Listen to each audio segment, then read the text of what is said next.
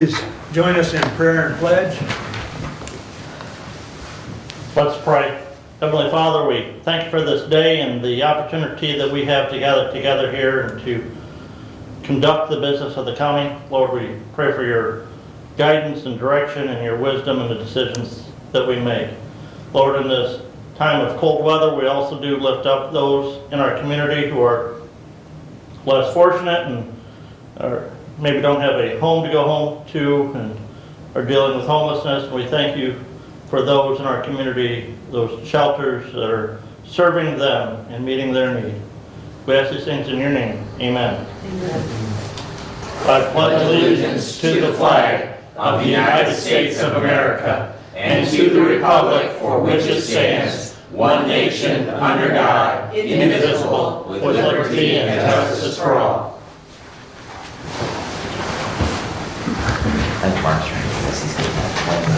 Thank you. She's chilling in summer? This is my Think Warm shirt. Plus, it's a brand new shirt. My wife brought it home from the Southern Caribbean, so I thought you'd appreciate that. So You're wearing summer short sleeve and then winter white. nice contrast. All right, public comment. Anyone wish to address the board at this time? Please approach and identify. Good morning, everybody. My name is Tammy Ryan. I'm the director at SPARK, or Hope for Development of Disabilities, just down the street. And I'm here today to continue to advocate for the good work we do at SPARK, and to thank you for the truly blessings that you passed on in terms of the funding that you provided SPARK. The impact that we felt from that first van that you supplied us is phenomenal. It's so phenomenal, it's hard to keep up. The stats that I had given Mary Beth prove that first impact from January 2020 to March 2020, the impact was felt immediately, how many people I could serve. Our dance that year was crowded, it was exciting. There was 130 plus participants, plus families, plus chaperones, guardians, all kinds of people were there. And of course the pandemic hit and we did a few things, we pivot all the time, and we adjusted and put safety protocols in because the safety of this group is near and dear to my heart. I do one thing like right now, have that great big dance. I guarantee you I will affect key opportunities, I will affect every special education program, I will affect all the group homes in the county. So patience sits right here all the time, but within that patience, we still see the growth, we see the impact. The advocacy that I do for this group is ongoing, it's every day, from the nitty gritty of trying to keep the parking spots clear out in front of our, on the road so people don't park there all day for 8 hours so I can get my people in and out. Making sure the sidewalks are clear, all the way to making sure this group is happy and has access to what we do. This past year for Christmas we didn't have the party because like I said I would impact quite a few agencies here in our county. I delivered 130 Christmas parties in a bag to 8 group homes, multiple family homes, and the impact was just a delight to see. I get to witness a lot of things a lot of you don't get to witness. And in fact, I'm going tomorrow to speak to a meeting regarding every park, which I access all the time with our photography group, what we are able to do, even with the limited accessibility we have there. I have a young lady in a wheelchair who, every day I have her, she expresses how grateful she is. And she has very limited mobility. We've taught her how to be a photographer. She's also an artist. She cooks with us. She calls this the greatest opportunity because she gets to practice OT skills. I'm not an OT. I'm a special educator, and I've learned to be an OT. But I've also learned to be compassionate and support them in everything that they need. So why am I here? The impact is great. I can't reach even more people because it costs too much money. We're making do with the reading area and the Hillsdale area of 99, and that's impactful. We have some of my stats, current stats are my art classes right now. I have 22 regular participants with 4 classes. I have cooking classes with 13 regular participants, all abilities. And I have hang time going on, cardio drumming. Last summer, it could be up to 19 participants plus community members under the pavilion at St. Paul's. The impact is great. I would like to reach more in the northern counties, the further southeast part. It would just increase the needs, the budget needs even more of what we are doing.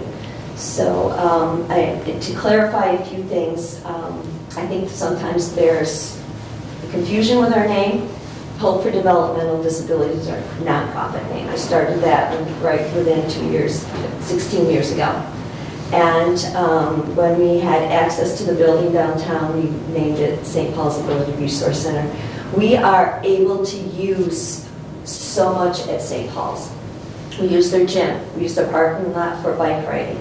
We use the back fields for hiking. Our garden is located out there. I've taught people lots of job pre-vocational skills out there. We're in the pavilion, cardio drumming, sorting seeds, doing art, all kinds of things.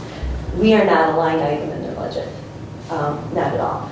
There's groups within this congregation who do fundraising for us and pass that donation on to us, for which we're extremely grateful. A lot of our funding comes from folks who know what we're doing, really support our mission, and this population is important to them as well. But we're at that point where we're looking at longevity. When I step down, who's going to step into my spot and get paid? We're at the point, I do this on a volunteer basis. Our board has supported hiring an additional person, education or a program leader, and bringing her on board November 1st has lightened my load considerably. I've been doing this myself. So we do get income from the tuition-based programs that run through the schools. I have local school districts that come to Spark, and I teach pre-vocational autism curriculum, pre-work experience. Some of these folks are not ready for a work experience, but at Spark it's a very safe place to learn what you're expected to do in a job, and a great place to make mistakes. And the growth I've seen through that is phenomenal. And that money does help support some of our programs as well.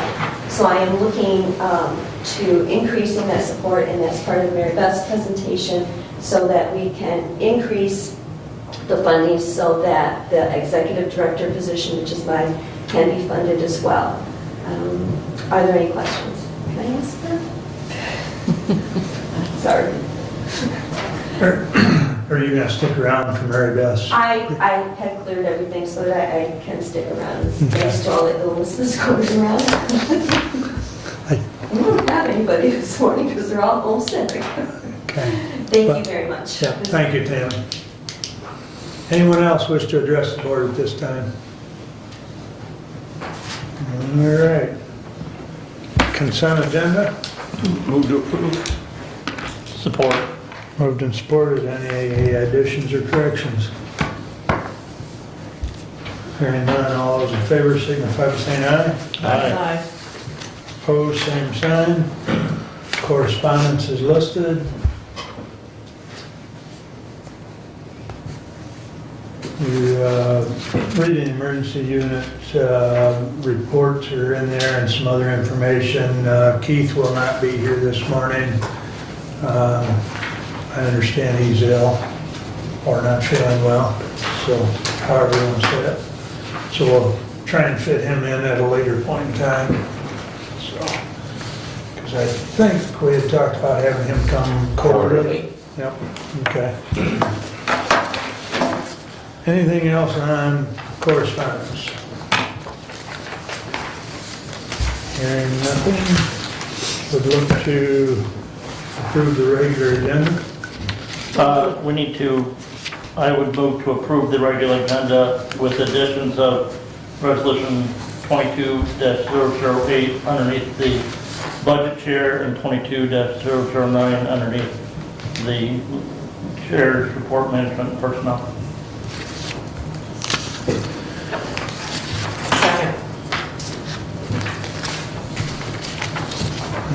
Okay, any other additions or corrections? Hearing none, regular agenda as amended, all in favor, signify by saying aye. Aye. Opposed, same sign. All right, good morning, Mary Beth. Right on time. For a change. I appreciate it. So good morning, Commissioners. I will be presenting today on the mental health millage, my annual report, and as well as recommendations for the budget plan for 2022. You will see in the presentation today that I will cover, and you have that, you should have that in your handouts ahead of time as an opportunity to review it, and I hope that you did.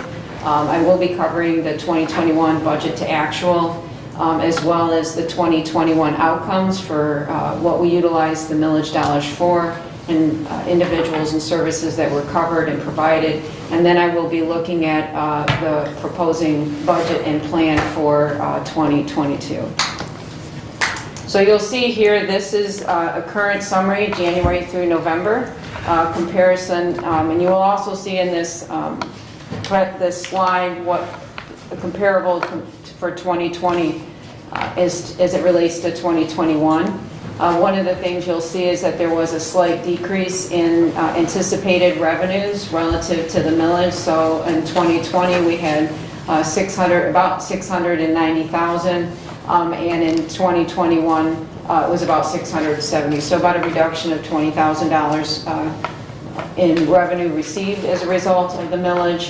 A slight interest that we did earn in 2021 of $100. You will see in that third column there annualized, and the reason why that annualized there is to really look at, because this is through November, and we do not have all claims. We still have a 90-day window relative to claims, but we did project out what that would look like if we were to, based on current utilization, January through November, and we were to pull that out through the rest of the year. Where do we anticipate that we're going to end up relative to the costs associated with the millage? You'll see the salary and fringe. That really is the positions for coverage for both the hospital that we provide care coordination for individuals that are in the hospital who are needing mental health coordination post-discharge to prevent recidivism back to the ED, because as you know, and we've talked about many a times, we have issues relative to ED boarding, emergency room department boarding, I'm sorry, I should clarify that, and also the position for the jail here in Hillsdale. The other thing that you'll see, contracts, those are things relative to contracts that we have. A good example is the contract that we have here in the room with Spark for services for the IDD population. And then the consumer services, these are the costs of services that were directly provided through Lifeways. And then the total cost you'll see there projected out is about $397,000 annualized for this year. I will say that there is also an additional expenditure that will be added to that of $70,000 for the mental health in schools that was not included at the time of this report. So that will bring that down to about $200,000 that will be rollover for next year. Then looking at what did we do with those dollars. So really important to know that we really are having an impact in the community relative to the use of millage funds. We provide supports for the schools where they provide mental health services and counseling and intervention for students. And here is a look at for Hillsdale County, the schools there on the left column, and then the number of students that are being served in those schools and the number of mental health services and sessions that have been provided. So we have served over 414 students, providing over 2,200 mental health sessions. That's a lot within, for our community. And we, even during COVID, so even during a time in which, you know, we've had some challenges this past year relative to remote learning. So that is outstanding for our community, and you should be excited as a county commission that this is occurring. Then the social enrichment services, these are the services that are provided through Spark. And on an average, they serve 75 individuals per month. And over the year, they've provided, and you know, she did a better job than I probably will, because she's actually providing the services around what it is that they're doing and the impact that they're having. They're doing all types of independent living, enrichment opportunities for individuals that age out of the intermediate school district, and that was part of the plan when we pursued the millage, was to address this population. And so there is a lot of activities and really exciting things for our community as well. Next looks at the uninsured. So another important aspect of the millage is to be able to provide services for people who are uninsured or underinsured, meaning that they might have an insurance. However, the insurance might not cover a mental health benefit, and this allows us to be able to provide those services for Hillsdale. And you'll see the utilization of those services this past year, and again, that's through the end of November. And do know that there are still outstanding 90-day claim windows. So this is not, this is not an end report. Then looking at total services by year, I did want to be able to share, since the implementation of the millage, how does it look relative to services that we've been able to provide by year. And you'll see that there's been an increase of total services for the uninsured and underinsured in Hillsdale County over the last couple of years. And a significant increase this past year. Refresh my memory, Mary Beth. What, the millage started in 19? 19. Okay. Yep. So we have 19, 20, and 21. It's a 10-year millage, so we're 3 years in. This is a breakdown relative to, of that 900 that you saw in the prior slide, 960 some services. What does that look like relative to what are the services that are provided directly? And they're everything from care coordination, helping individuals coordinate, whether that's with the jail or whether that is individuals in our emergency room department. Crisis intervention is a key one that we provide, and coordinating people with post-care afterwards, as well as case management is a significant service that we're providing for the underinsured, as well as some psychiatric services. The other key thing that we utilize the mental health dollars for is for supporting our local jail. We've had lots of discussion over the years around the fact that individuals in the jail who have mental health needs really do need the supports by trained individuals and not, mental health, jail staff are not mental health clinicians. And we've been able to provide over 1,700 services for Hillsdale County and served over 275 individuals in our jail. And we're providing everything from crisis intervention to care coordination to really make sure that post-discharge from the jail that they have follow-up appointments with the community mental health. And then looking at, we also provide Tele-Psychiatry here in Hillsdale for the jail. And that has actually significantly increased over the last couple of years. I should have provided that slide as well, but we've seen an increase of psychiatric services provided in the jail, as well as individual counseling.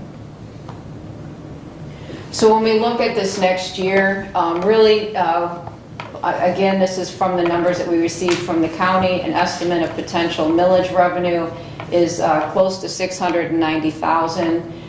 When we look at the services that we're going to be utilizing those dollars for, the budget will remain pretty much the same, with the exception of increasing the social enrichment line item from $70,000 to $100,000. So that did have an increase. We will, one of the things that you'll note on here that was also in the budget last year and is still in the budget this year, that last line item relative to emergency room transports.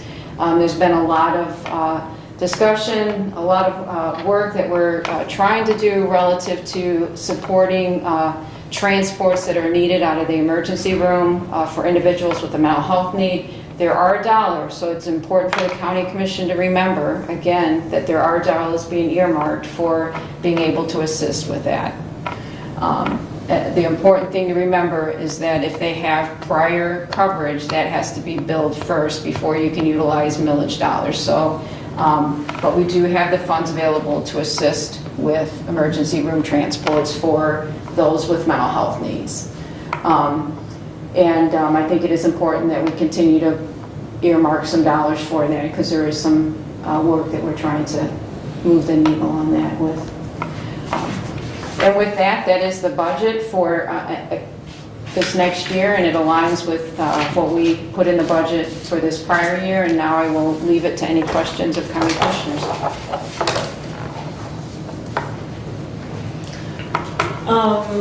Your services for 2021, it looks like you have a $200,000 surplus. So do you have a fund balance for, and what's that fund balance then from 2019? Going forward, what's the total accumulated, approximately? But don't have that in front of me, but I do believe that last year it was roughly around 250,000 last year, so about 400. After you take off the funding for the school, it'll be about 450. Okay. Do we have plans for those dollars, and Mary Beth? Yeah, so strategically, one of the things that we're doing, and we will be presenting to this county, to the county commission at some point this year, is an evaluation of our current building, and the fact that with the growth of crisis services and the growth of integrated health, we really do need to make modifications to the building to be able to align with that. I don't know if any of you have done a tour of the building. There really has not been internally major upgrades, if you will, to the building. I think what was done in 95. So there really is some capital investments that need to occur with the building. It's been a long time, and so we would like to be able to present a proposal to the county commission relative to that. Mary Beth, one of the concerns that we have is those individuals that are petition inserted, they go for a 72-hour eval, then they come back into the community and the follow-up. So how are we directing? I know that you got some dollars there with medical intervention, without. How are we addressing with millage dollars to that population? Because we know that if there isn't follow-up, very likely they're going to end up, they go to Pine Rest this week, 2 weeks later they go off to Havenwick, a couple months later they go off to, wherever. So are we actually doing anything with our dollars to address that, to try and reach out to the population and follow up? Well, I do know that the individual that's the point person at the hospital, that's part of their responsibility is relative to coordination of care and making sure that people engage in follow-up services, because like you said, if they don't. We do have a service in Jackson that we are evaluating relative to expansion to Hillsdale County, and it's called an engagement team. And it's actually a team that they're very boots on the ground, if you will, and will actually go out into the community and intervene wherever that person might be, whether it's somebody that's in the homeless shelter, or maybe they're homeless, or and really looking at how can we provide a service like that in Hillsdale County. The challenge obviously is relative to how do you do it in a way that is cost effective for Hillsdale County. And if there's a way for us to utilize the current team in Jackson, I would see that being a benefit for Hillsdale. But do know that care coordination individual that is part of Hillsdale Health System is supposed to be coordinating and doing that, what you're talking about. If there's challenges that you're hearing about, if it could be brought to my attention, I would appreciate that. But that whole purpose of that role is around care coordination and ensuring engagement post-discharge. Okay, thank you. Any other questions or comments? A couple. Number one, any idea of why the spike in treatment in October was last year? I have a question out to the team that pulls that data. I really don't know. I thought the same thing. Why such a significant spike in October? And I'm not sure of that. Okay. And then, so those millage dollars are about that 670, 690,000 roughly. You budgeted that figure a year ago, but you're not spending that full amount. What's, I guess, why? I can tell you what's probably contributing to that is right now, it's going to change next year relative to the uninsured and underinsured, because right now individuals in the state of Michigan, because of the public health emergency that we're under, have Medicaid, and they do not, and those individuals that have Medicaid that are also on a spend down do not have to meet the spend down eligibility per month. It's waived right now during the public health emergency. So there are people that have a benefit right now that they wouldn't have had we not been under a public health emergency. So we are anticipating, and we are internally even having discussions about planning for what we know is going to happen this year, is that there's going to be a spike in costs relative to those who are uninsured and underinsured, because right now they have a benefit, and it's only because we're under a public health emergency. And what I heard yesterday is that is ending in March.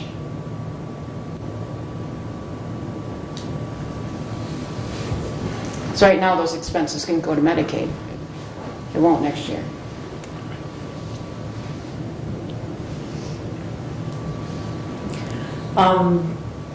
Question. What you presented is what you're doing with the millage dollars. You do other things for Hillsdale County Oh my gosh, outside yes. of the millage dollars, correct? Oh yeah, this Okay. isn't the only thing. Well, I People just that- want to, if somebody's listening and is unfamiliar with Lifeways, I guess I just want to point that out. Oh, yeah, absolutely. I mean, we provide services, kind of to your point. I mean, people that have Medicaid and Healthy Michigan, or even private insurance, and we're paneled with those insurance companies, we provide services for them as well. It isn't just the millage. I present here because this is the county's, Right. yeah. So to that point, when you do modifications to your building that you're needing, it wouldn't necessarily just come from the millage dollars? No. Okay. No, I Right. think that's important to have Yeah. that clarification. right. And I think the thing that we want to partner with the county on for clarification as well is that building is not Lifeway's building. Correct. About that building is the county's building, so the investment is really the investment in the county. Right. Right. So I guess to ask the question about the Spark program, is there a budgeted increase for their program, or how, it almost sounds like Lifeways is funding Spark more so than Hillsdale County, instead of the county's budget is funding Spark. The county's budget. Well, it's millage dollars, It's we're millage. using, we're directing. Correct, so- correct. What I'm saying is in our allocation of our budget, we don't Yes. budget anything specifically No, for no, no, Spark. no, no. And so when Spark coming here asking for more, not us, I guess, they want more money to continue the program. Yeah, right. How does that work? Is that through Lifeways? That's through, right, it's through Lifeways relative to the millage, because it's the millage funds that we have earmarked as part of the budget that you saw Right. to support the services that are provided through Spark. Right. Yeah. And so has there been an increase for Spark Yes. for what they need? That's Yes, the, yes. that's the first line, that 100,000. Yes, that's right. Okay. Yeah, Last year it was 70. yeah, Okay. it was an increase. Okay. Yeah. Yeah. Just kind of wanted to make that clear. Yeah, no, that's okay. I appreciate that. No, Yep. appreciate that.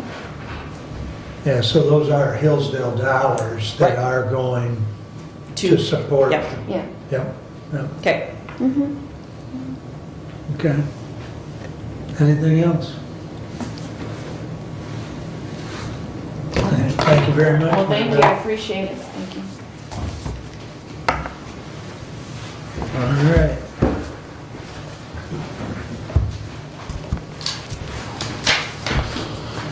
Well, I guess we'll jump to committee reports. Brett, you're up. Well, we will go right to the action item, resolution 22-007. To the Honorable Board of Commissioners, we, the Board of Commissioners, authorize Chairman Mark E. Wiley, authorize Mark E. Wiley, Chairman, to sign the Lifeways attachment regarding Senate Bills 597 and 598 and privatization of mental health services, respectively submitted. Brent Flanagan, Chair, Human Services Committee. Support. Thank you. Discussion?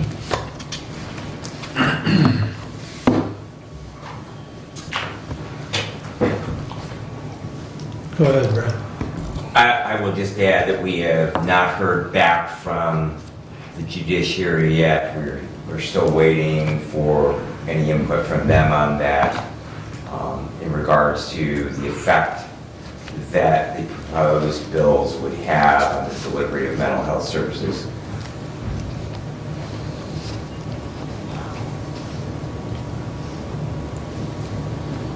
Okay. Anything else? I think I'd like a roll call on this, please. Commissioner Wiley, Yes. Commissioner Benzing, No. Commissioner Leininger, Yes. Commissioner Ingalls, Yes. Commissioner Schmidt. Yes. Passes 4-1. Thank you. I And do want to say I want to thank Mary Beth for making some changes to that language. Just some things in the first copy that I guess had some concerns with. So, as far as the boards and committees that I serve on, very few of them have had any activity or action since our last meeting, and a lot of them take the month of December off and get going here with those boards and committee meetings here towards the end of this month. I am not sure as far as COVID testing capability or resources that are out there in other areas, but I did get an email last week before, that Community Action Agency does have some COVID home testing kits available to individuals if they need them. The hospital has also, that they have, you can pick them up at the lab, and then there is an outside drop box, and they will report back within 24 hours. And I believe they have 100 of those a day. So, Yeah.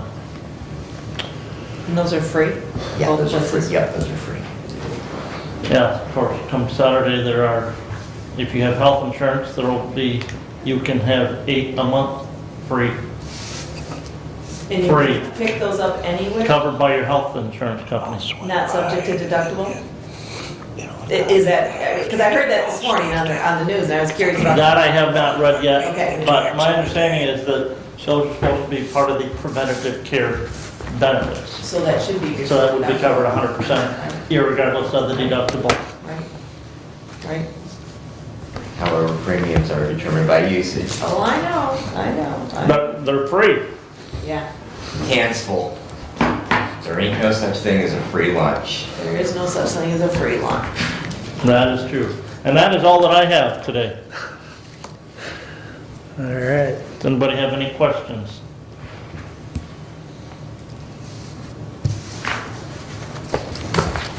Thank you for that. Mr. Bragg. All right, I will go with what item that we have on the agenda, and then we'll move on to my report under items under my committee. Last year, we had a presentation from Steve May from the River Raisin Watershed Council. The River Raisin, of course, being one of 5 rivers that has its headwaters in Hillsdale County. Also, that we as this board have been discussed in the Council of Governments in regards to the Mishindo Aquifer. River Raisin actually is the north part of the county in a different aquifer than the Mishindo is, but I believe that water issues, watershed issues are something of primary importance to the people that we serve within the county, again being that we have all things flow out from Hillsdale County. There has been discussion about becoming a participating member. We actually received in a packet of information from the council a dues invoice that is not unusual for organizations to give us dues invoices. You may recall that Mr. May, when he was here, he said that the suggested, and I emphasize the word suggested, dues contribution from counties is $500. I do believe that it is a very good idea that we have a seat at the table of that organization, and by being a member, that would give us that. Other than just receiving, we would actually have a voting membership. Again, we have a relatively small portion, one township of the county where the River Raisin watershed actually flows from.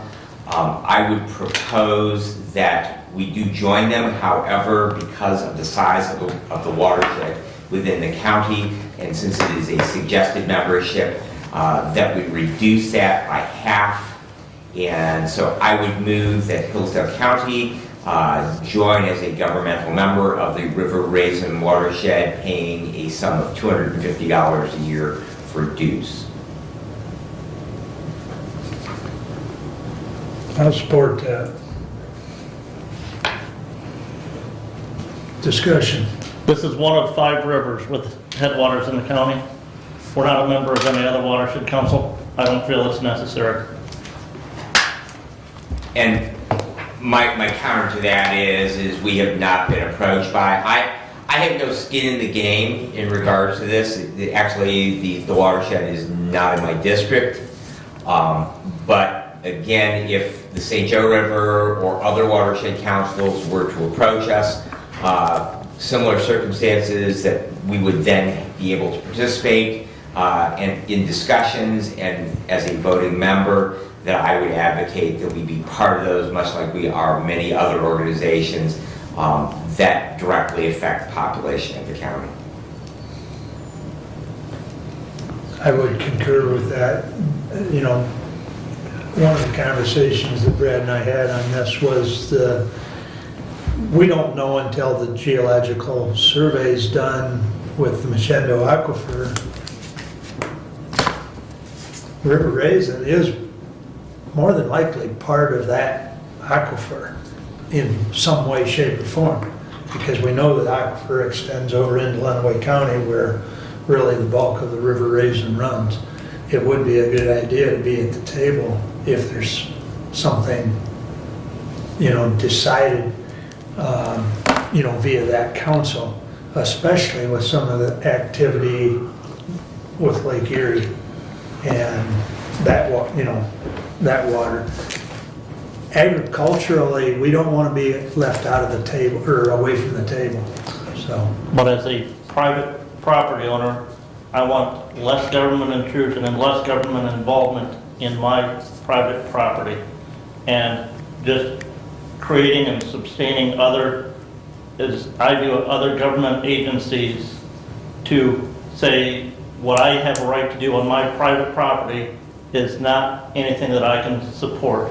And so, as I see what River Raisin's Watershed Council is doing, they're pushing for overall control over the river, much like the Mishindo Aquifer issue is. And I personally, as a private property owner, don't feel I need to go to another level of government to get permission to drill a well or to draw water out of a river.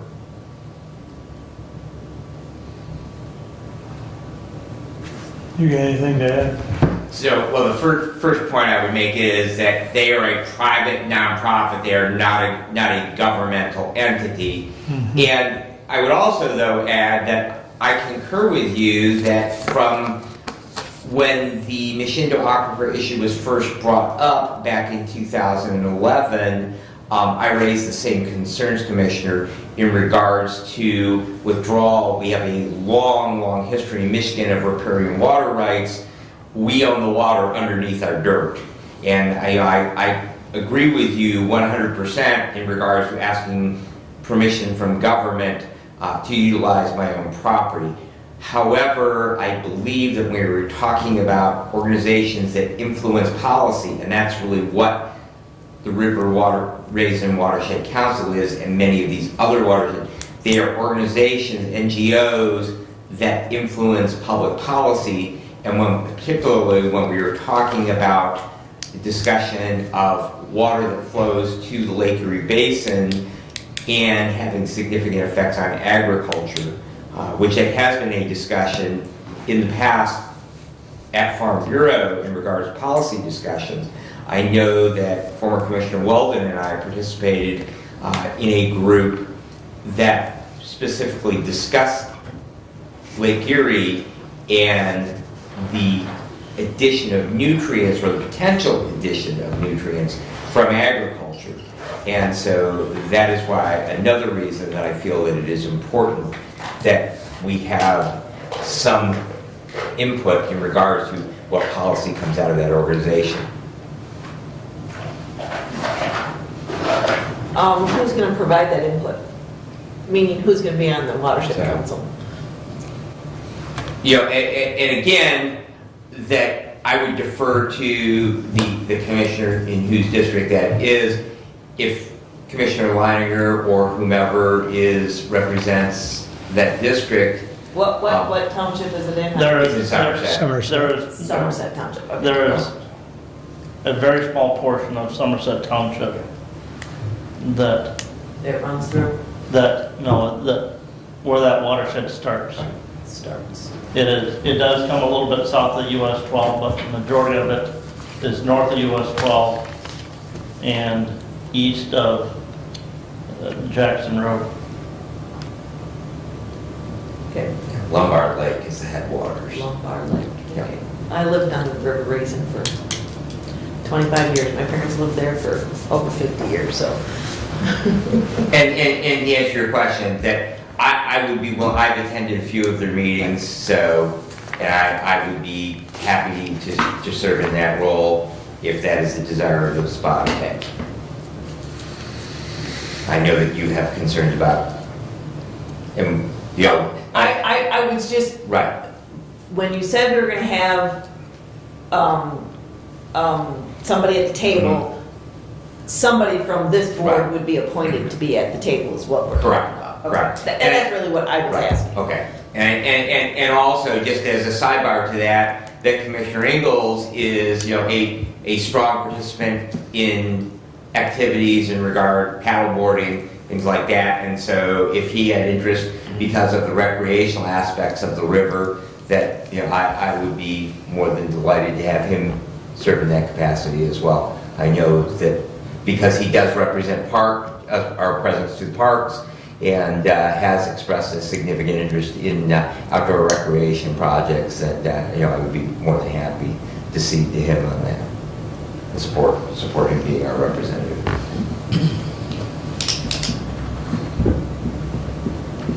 Comment? No comment. Brent? Kathy? Brad? Let's do a roll call on this, please.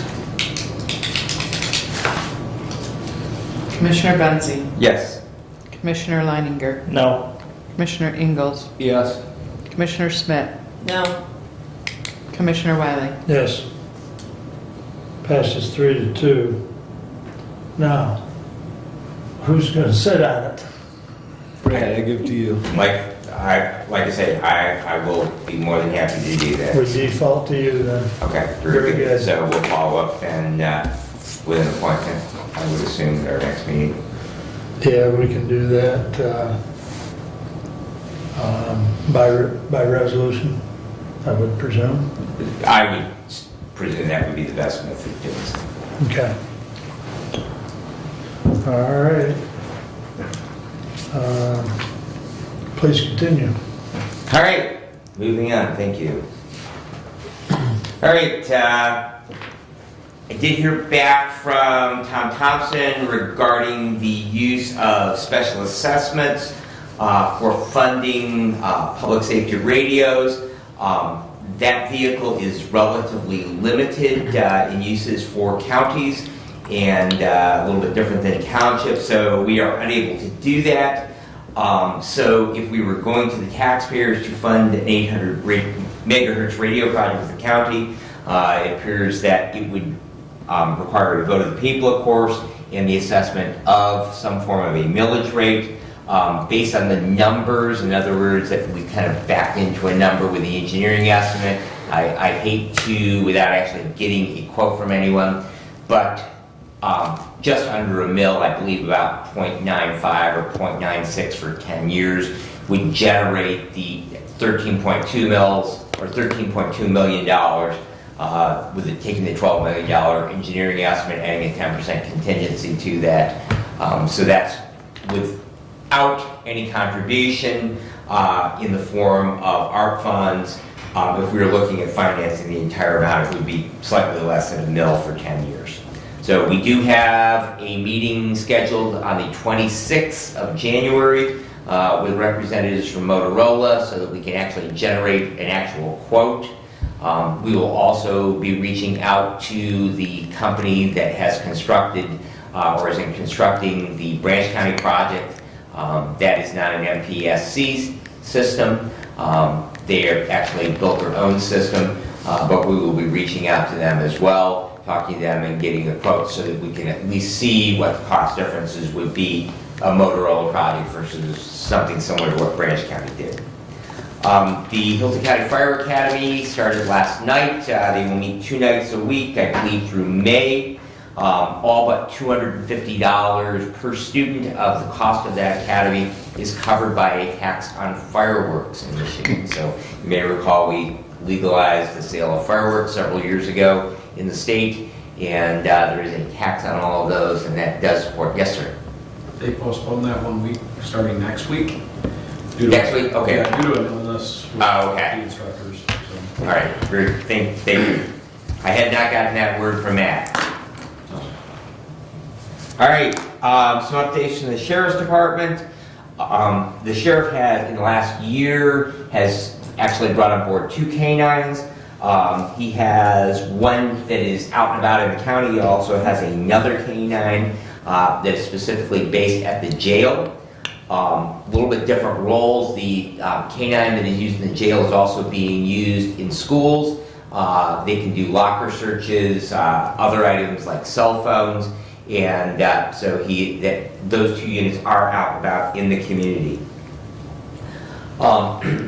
You may recall that the sheriff had talked about a high school diploma or similar type, a GED type completion program for jail inmates. Michigan South Central Works has been very supportive of that idea. However, he has run into some problems with technology in getting computers out there at the jail. And so we need to work with our IT department to help him get those up and going. He would like to have those up so that he can start that project in February next month of this year, so we can help those inmates get that high school completion, that credential, and make them a more suitable member of the workforce. School resource officers, the sheriff currently has a deputy visiting Camden, Waldron, Pittsford, and North Adams schools every morning. The reason for that is those communities do not have their own police presence. Of course, City of Jonesville, City of Litchfield, City of Reading, and Hillsdale, they all have their own police departments. The schools that I mentioned do not, and so consequently he does have a deputy going out at the beginning of school, and then he has also encouraged his deputies, if their patrol responsibilities take them near one of those schools, to stop and do a walkthrough just to reinforce that police presence, that there is someone there, and to hopefully then, number one, create an idea within the schools that they do have that resource officer available to them, and also then to hopefully counteract any potential criminal activity.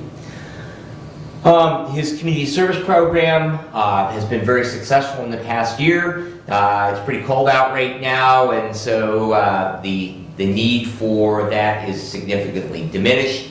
So consequently, that the program is on hold until the spring. Once nicer weather comes back, then he will be back to having those inmates out in the community and or actually participants. They're not inmates labor, they are actually people who are in lieu of incarceration are doing community service, but that program will resume again in the spring. The sheriff also did mention to me that his vehicle lift is actually too lightweight for the larger SUVs that we are now using a number of. He would like to get that replaced. He still has not accumulated in the surplus vehicles that he has sold off and returned those funds back to the county. He has not been able to fund that. But he would like to do something about that and get a larger lift in. He feels that will not pass a safety inspection for the type of vehicles that his mechanic is working on. Moving on to other committees, Prevention Works does meet this week. We will be talking about how that we will be utilizing our substance use dollars that the county receives. That's convention facilities tax money that comes back to Hillsdale County. I believe we get $5,000 a year, and we use that for prevention projects within the county. So we'll be having some discussions on how we are going to apply that. We actually, in the last 2 years with COVID, have really not expended very much of that. And unfortunately, those state dollars, if they are not utilized, they go back to the state. It's a use it or lose it type proposition. So we don't accumulate those. And so consequently that we are hoping to be able to come up with some projects. In the past we have done things like use a youth to go into businesses, try to purchase tobacco products, and then there's a follow-up with those retailers if they are able to, without being carded, to encourage them then to make sure that people are of legal age, which is now 21, to purchase tobacco projects. That is something that that they have done in the past, and we'll be looking at continuing that, plus some other prevention projects in the schools throughout the county. Tom will have his first 911 board meeting coming up this month. That'll be on the 18th, and 18th, right? Third Wednesday. 19th. 19th. Okay. My calendar could be wrong. No, All right. It's the third Wednesday, regardless. So. But that will be his first opportunity along with Tommy, and we will look forward to seeing you there. I do have our monthly EMS COVID call that is for all of the agencies across the state of Michigan to participate. That's at 2 today, and we will get the latest updates on where we are with variants and see what the next one on the horizon after Omicron might possibly be. And as of this morning, we have received 3 of our 5 county EMS agencies' fourth quarter reports.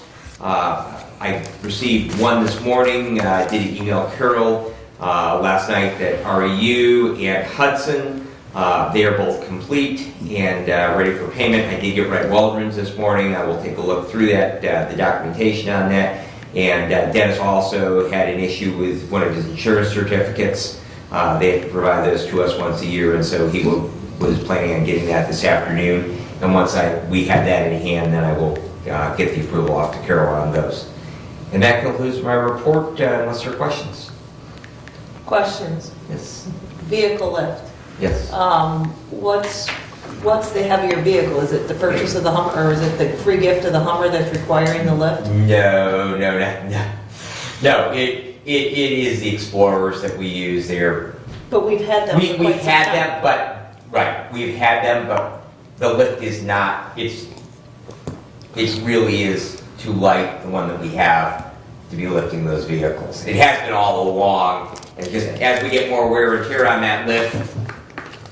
So it's not because we're using heavier vehicles, it's that the lift was never adequate. Correct. Because But to we have- me, based right. on the report, it's like, oh, we got a free Hummer, so now we have to buy a new lift. Then that's, No, that's- Well, yeah. and part of it really is the age on that lift. Right. It's starting to show its age. Right, is that lift used between the facilities and the police? Yes. Yes. Okay, that's my question. Any other questions for Brad? All right, we'll move to facilities then. Doug? I have a few items today. Update from our IT department. The court software upgrade has been scheduled and is now in full swing. On January 20th, all of the court software will be migrated from our existing on-premise series server to the Scale server in Lansing. That will affect all court users. That move should be complete mid-February. Stay tuned to messages from IT for further developments. The general ledger account number conversion day has been postponed due to scheduling issue at BS&A. For the chart of accounts, the new date is Tuesday, February 8th, so there are no issues with using BS&A today, all day. If there are any questions, please contact Derek in Finance or David in IT.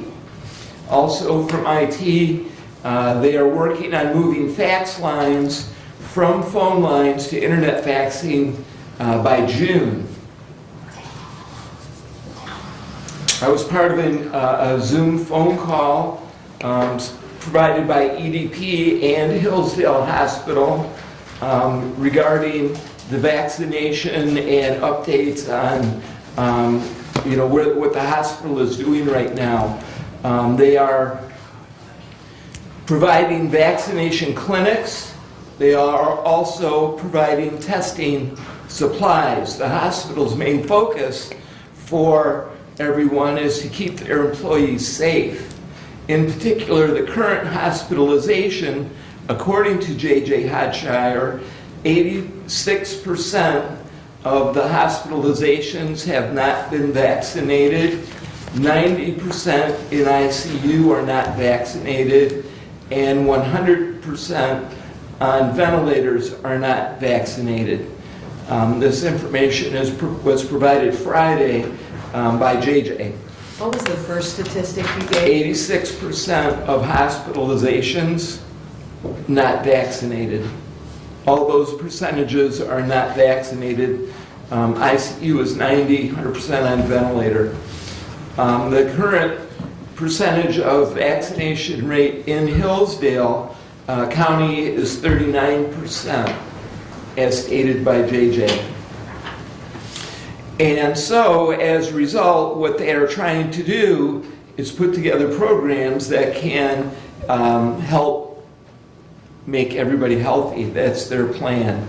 In addition, they are talking about testing supplies, and with the mandates that may or may not end up happening, it's highly recommended for private employers to have testing plans and process ready to go. And that does mean a lot of elements in order to set up. Testing itself takes about 15 minutes. Cost of kits, $9 to $12 per kit. There's supply concerns. If you would imagine 100 kits per the number of weeks, that equals a lot of kits. It takes employee time to go through the process of the testing. This is an observed test, not a self-test, and then logbooks are required. So what does Hillsdale Hospital offer for those private businesses? They offer to provide vaccines. They will come to the business to do the vaccinations. The hospital is also offering to help with the cost and supply of kits, and the hospital is offering to train businesses' staff for administering the test. Private businesses that would like assistance should contact Hillsdale Hospital. That was quite a Zoom with lots of information, and I thought it was important to bring to the board and to our viewers this information. The question that I had actually, and I did call Mark, was once I get all this information, who do we give it to in our system? You know, who is our point person, who is the coordination of information? As it's been described to me that we are not private, we are public, so some of it does not apply. But at some point, something might apply. Who takes care of that for Hillsdale County? Well, and when Doug asked me that question, as far as the vaccine mandate or the testing or any of that, David's been helping me follow that. We don't have a point person per se. So do we need a point person? That's the pleasure of the board as far as I'm concerned. I mean, I don't know that this board is going to take any action on it unless we're forced into that situation. And I think the only way that we are forced into that situation is if we're going to get fined for non-compliance. Right. Because we don't want to pay money. I mean, at least that's my opinion. You know, other than that, if there's no teeth as far as enforcement, I personally don't want to pursue it. Right, so not yet, but in the future, it could be something we need to talk about. And I bring that to the board for awareness. Yep, yep. But I think we all need to be aware of what Doug has just described. And the Supreme Court did meet on Friday as well. They met again yesterday. And the last thing I looked at, unless Brent seems, they haven't voted on it yet. They're kind of hung. Yesterday they heard other cases. That was their reason for meeting yesterday, was to hear other cases, not with anything. And Well, they did, according to what I read, they did say that they were going to come out with a vote yet this week. So they did talk about it, but they didn't take any action yesterday. well, they haven't released any decision Right. yet. So they may have already taken their action. They're just waiting for They're still writing. whatever justice is writing the opinions to write those opinions before that is released. But Right. But they expected to release something this week. Right, so I bring this information as a result of the Zoom that I Right. was in on Friday. But I think a lot of it, Doug, Well- does kind of hang on what the Supreme Court rules. But even some of that, some of the arguments before the Supreme Court were regarding the OSHA mandate for private employers of more than 100 individuals. Correct. Private employers. There's a big distinction. I We are think- not a private employer, we are a public employer, Right, okay? right. So even that edict from OSHA does not apply to county government. We had the discussion about the movement in the 6th District Court, which is what we're in. And I still, refresh my memory, is that to deal with private employers, or are we, That was, the 6th district issue is what is the whole overseeing case that the Supreme Court heard. So yeah, it's, whatever the 6th district decided, that can be set aside by a Supreme Court decision on this. but currently, because of the 6th Circuit decision, aren't those rules going to go into effect in February? For private employers. But that was it for private, not public. Right. So the county still doesn't have to be concerned. Okay, and that's what I wanted to make that distinction. No, understand. So the 6th Circuit heard the case regarding private employers. They also heard the case regarding CMS, Centers for Medicare, Medicaid Services. And so that's where the county would have to be concerned with its employees at the medical care facility. And it would require MIOSHA adopting rules that would affect public employers. So until they went through their process, they would have to propose a rule, there'd have to be a comment period, and then... Well, they could institute emergency rules, same as what OSHA has done, Okay. and not have to have a comment period.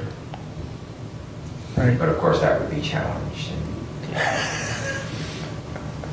I have a question on Doug's report then. I'm not done, but go ahead. Well, with concern to the hospital. Okay. You said the hospital's doing clinics. I thought just the Tri-County Health Department was doing The vaccination hospital, clinics. JJ is offering through, they have an agreement, I think, with Sparrow Hospital, and they are providing vaccinations as well. So anybody, if they wanted a vaccine, could contact Tri-County hospital. Health Department or the hospital? Correct. Yes. Okay, because I was unaware that you could contact the hospital, because I thought they had given Right, it all and- over to the Tri-County. In mentioning the kits, that's part of what JJ was talking about as well, is that they have kits available for the employers, and, their focus is trying to plan and prepare and to accommodate the need. And I believe the majority of the local pharmacies are also providing vaccinations. I know community pharmacy in our plaza, they are doing COVID vaccines now. And I believe Rite Aid and Walgreens both are as well. There is no lack of opportunity. To continue Please. with facilities, we have an appointment tomorrow. The facilities department and our director Finley will talk with Renaissance Roofing, who specializes in church and historic government building roofing. We are seeking clay tile estimates from the repair from this company. They have had a visit. They've put drones up to take pictures. They have some concerns that they want to address with Mr. Finley tomorrow in talking about how to move forward. Bids are out right now, and we'll start returning by the end of January, and so we'll have more information on what we can do and where we want to head by the end of the month. I expect the first meeting in February we'll know more than we know today. The grant application for the courthouse is being prepared by Nathan Hall for submittal by February 1. A draft will be ready for commissioner review at our next meeting. I'm crossing all my fingers for that, so that we have that before the February 1. I would like to look at the grant to know what we are applying for and the amount and the scope of the grant.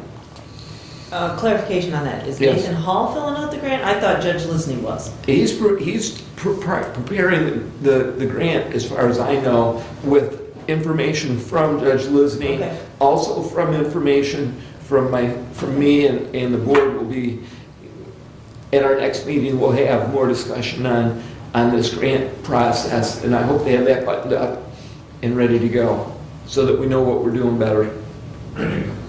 The Road Commission meetings with townships have been scheduled and are being held to discuss upcoming projects. Residents who have road concerns and suggestions should contact their township.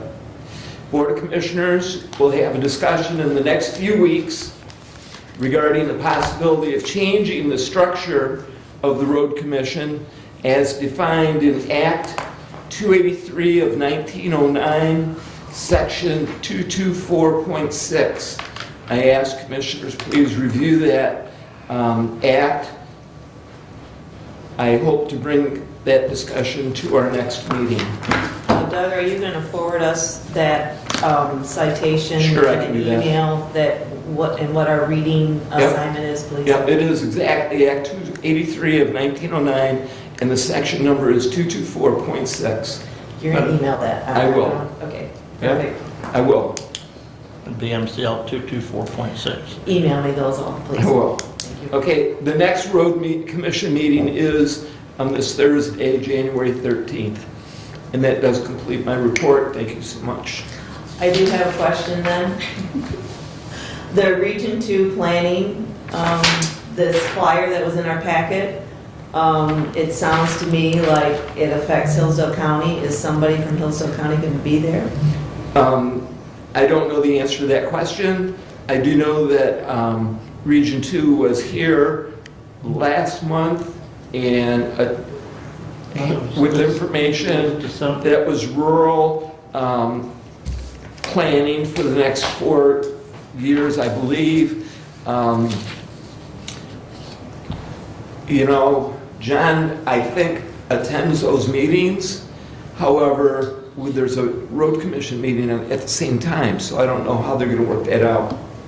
Well, it says in here, projects eligible for funding include transit, capital projects, road and/or bridge construction Yeah. projects on roads classified as rural, major, or minor collectors in Hillsdale, Jackson, and Lenawee counties. Yep. How can we not have somebody at the table to talk about that? But what they're doing is they're saying what items are gonna be funded in the next 4 years with those dollars. The discussion dates for that funding has already happened. As I read that notice, they're announcing which of those projects are gonna be funded from those federal dollars through It says interested persons are invited to attend the meeting and provide public comment. Written statements may also be sent via mail, email, and addresses listed below. So again, if this were projects, how was Hillsdale County, as part of this, it had our concerns or issues? Well, there voiced? was a fact-finding session out at, is that at Lewis Emery? In November, Traditionally where they have it at. dealing with this same issue. And so, like I said, as I read that, this is where they're announcing which projects are being funded. You can still provide public comment on it, but this is what said, as I read that notice, that it's a meeting where The they're, purpose of the meeting is to review projects programmed in fiscal year 2022 and developed for fiscal year 23 through 26. Again, who in Hillsdale County Road Commission is being involved with this so that we have our input? So we had this region two, I can't remember if it was December or November that I did attend, that was the preliminary to this, and it was laid out. Who from Hillsdale County is going to this meeting, I do not know. But I do know that they were part of this process. This is not the beginning of the process, this is part of the ongoing, from meetings that have already occurred. Okay. Right. And I wondered as well, you've got two meetings at the same time, how does that work? I don't know the answer to that. But I will ask on Thursday when I go to the... And you'll email us and give us what the answer is? Sure. Thanks. That's all. Any more comments or questions for Doug? All right.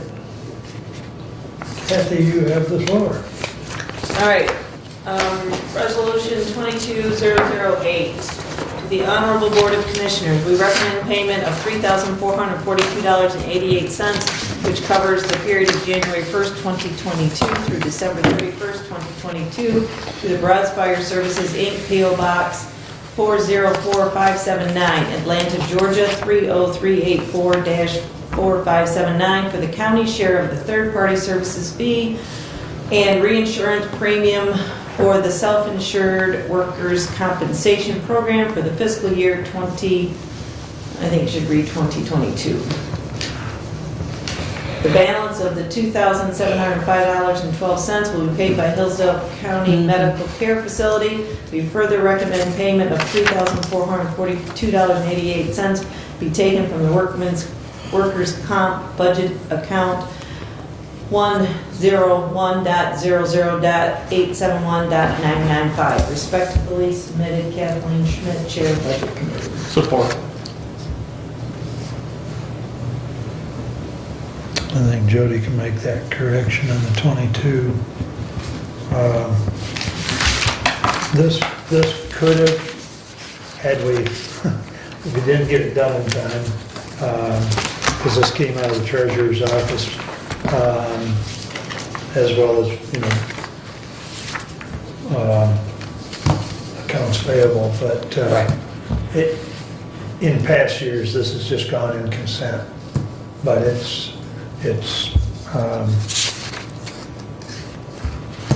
it's something we've done every year, as far as workman's comp, so, Brad? My only question, just kind of a more global question with our work comp is, have we now, I know we have a significant claim a couple years ago now, but have we now, because we're self-insured, are we back to about what we've been in the past with our claims? We are, and I would have to pull the budget up. We're still not growing the fund balance in the work comp fund to pay those anticipated claims. I forget our self-insured retention for sheriff's deputies is $500 or $600,000 now on any one claim. I think the language that was approved a year ago on that, it increased again this year. And so with the other expenses that we incurred a year ago, that fund, for the most part, used up the vast majority of what was transferred to it from the general fund. So that's still an area of concern of the budget committee, is making sure we can grow and set enough money aside to pay those incurred expenses when they do happen. And thank you, Commissioner. That's my concern is that we identified that, that the downside of being self-insured is when you have a good claim, it really hurts. The upside is when we looked at actually buying work comp insurance, we'd be spending a lot more over a period of time. I just want to make sure that we're at least stable in that, and if we're not having enough money, that we need to make sure that we watch those reserves. That is discussed during the budget meeting, and right now, there is no big reserve. It's a minor reserve at percent. So that is part of the process of trying to get a larger reserve accumulated. The goal would be to, or at least my goal would be working towards that self-insured retention figure as fund equity in that account, so that should you have a major incident, you don't have to cut funding from another area to, in any one fiscal year, to transfer those funds to cover those expenditures and work comp. Thank you. I would ask that the budget committee also look at, and I don't recall whether Broad Sprayer's agreement expires at the end of this year or the end of next year, but, we're gonna have to either renew it or at least look at the options, which we have done, self-insured versus fully insured. And I know we've looked at it before and we've continued with the self-insured, but the process needs to be followed as far as due diligence and looking at it again. But just follow up with, I know Derek's got the renewal date on that, and I know he made contacts with a couple different companies last time around.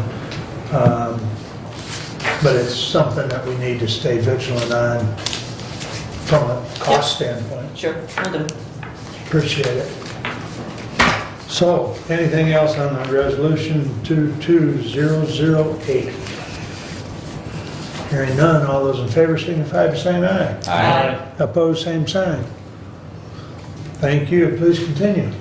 I went to township meetings last night. One of the things that we talked about is that the board of review, there's board of review training going to be done by Hillsdale County Equalization Department. That's on February 16th of 2022 from 9 till noon, and February 17th, 2022 from 6 p.m. to 9 p.m. Fayette Township made mention that they need people on their board of review. They're looking for people to train. So I said I would put that out at this meeting as well. Maybe somebody's listening that would be interested in doing that in Fayette Township. And the person to contact for help with that, because if those two meetings do not work for them, you can do some training online. And Karen Sparks would help them get that training online. And her cell phone number is 517-425-4716.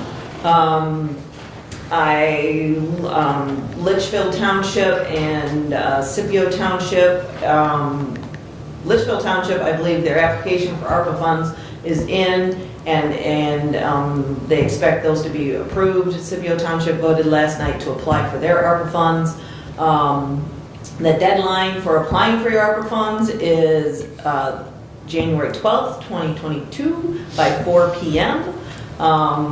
And so any of the other townships that are thinking about doing that, time is of the essence. The final rule has come out on the ARPA funds, and that's effective 4/1 of 2022. There's been some loosening of some of the stipulations. Probably the largest one would be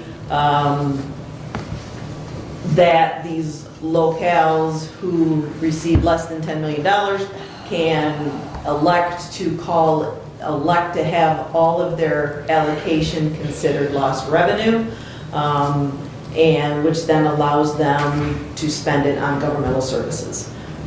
So that's probably the largest loosening. I think that is for our small townships who don't have fire departments, those kind of things, and we're concerned on how to spend it. That's what really allows them great latitude in what they're going to do. Grant alerts. I was reading grant alerts. There's a rural e-connectivity program, and that grant, and I thought I would touch base with Dave Holcomb, our IT director. It's rural e-connectivity program, and there is program funding to the tune of $1.1 billion.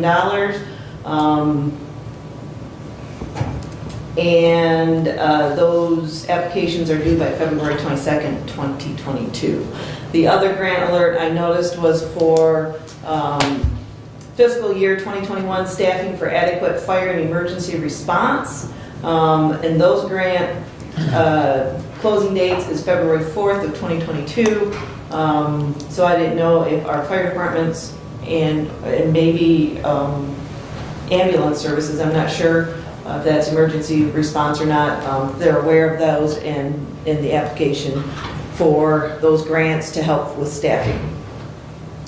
And I think that's all I had. So. Questions?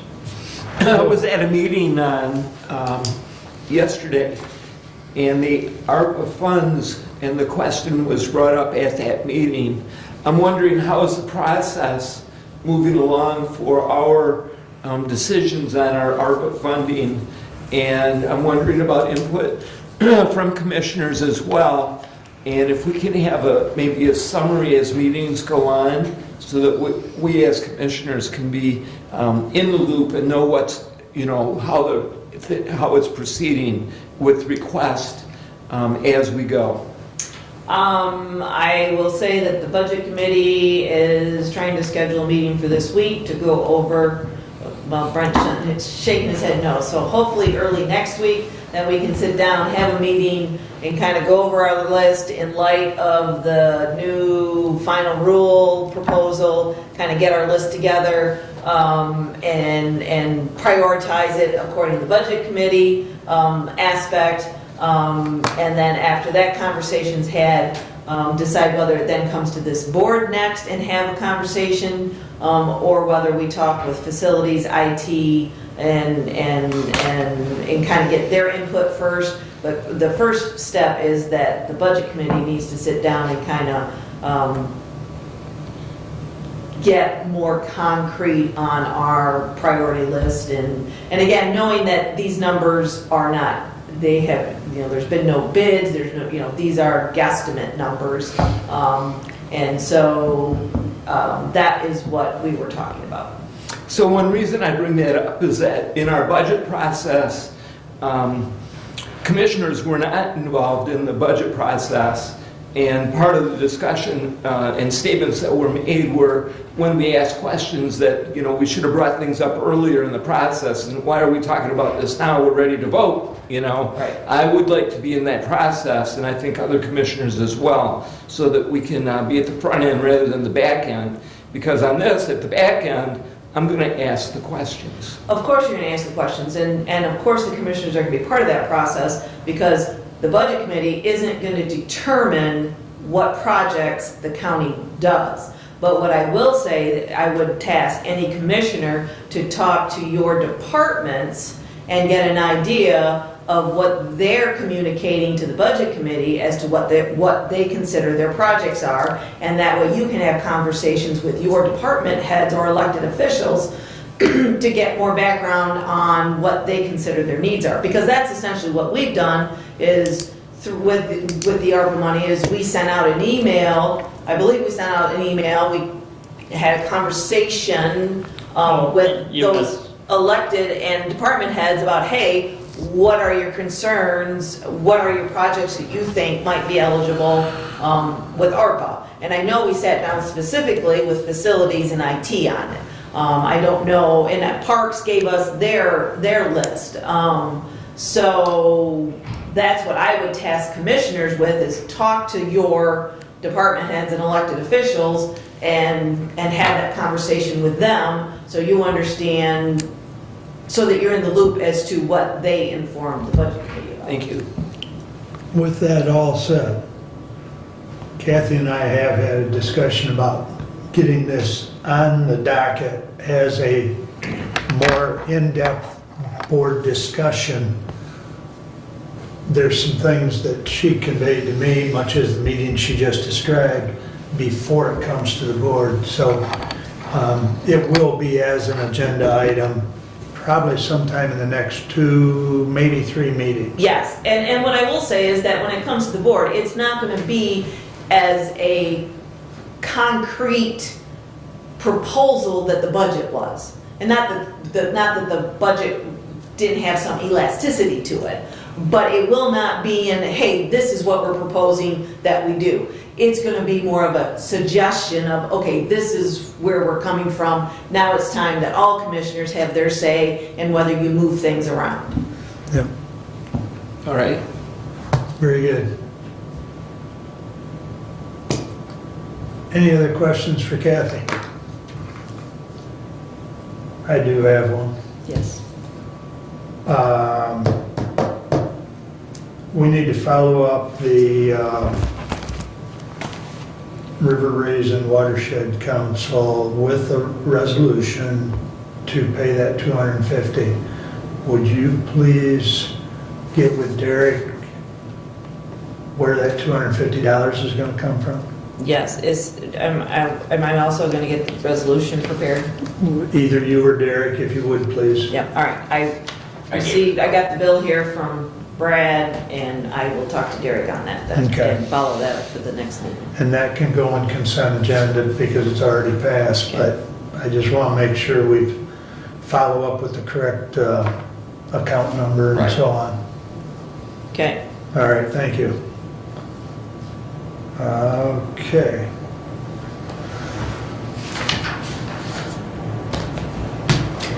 Let's see, I have an action item that was kicked to me. Let's see. 22, there you go. Thank you, Jody.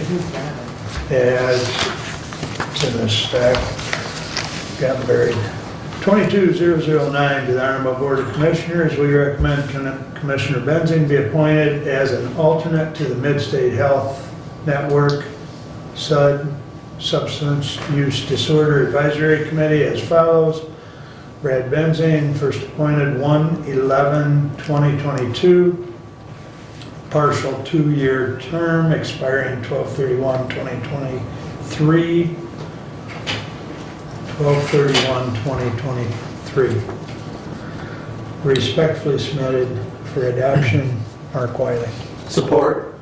Thank you. Brad? Thank you. Just to speak to it, this is one of those positions, former Commissioner Caswell, former Senator Caswell, actually serves as our representative to that board.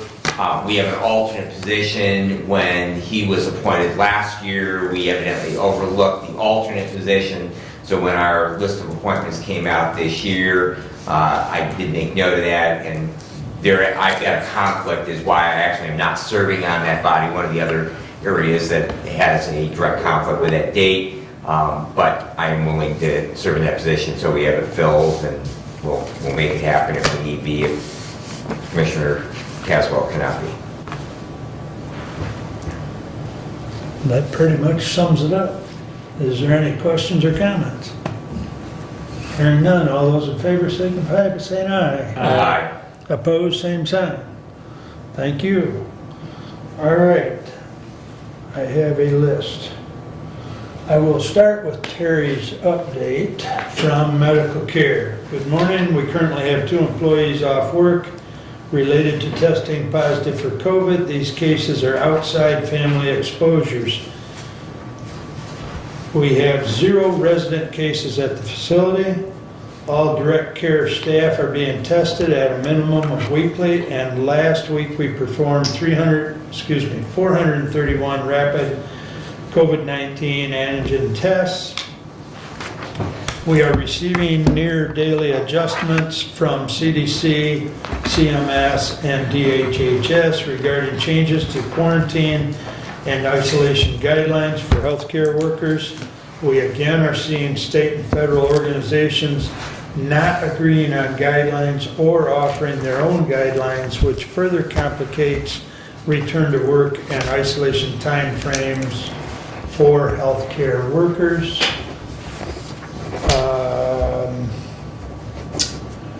County medical care facilities across the state are currently experiencing a spike in staff cases, which is further impacting direct care staffing. The facility mandatory vaccination policy is ready to be reinstated pending outcome from last Friday's U.S. Supreme Court hearing. CMS currently is implementing the mandatory vaccination rule for states not included in the lawsuit regarding the mandatory rule. Regulatory agencies have been directed to enforce the vaccine mandate in states not involved in the suit, heard Friday.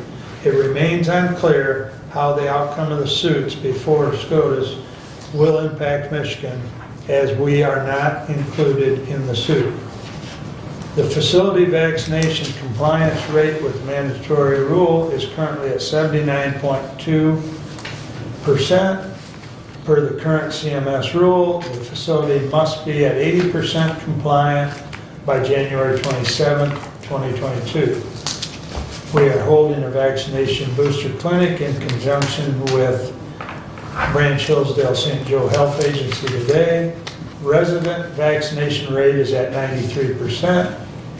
The facility is admitting new residents, and visiting continues with increased PPE use.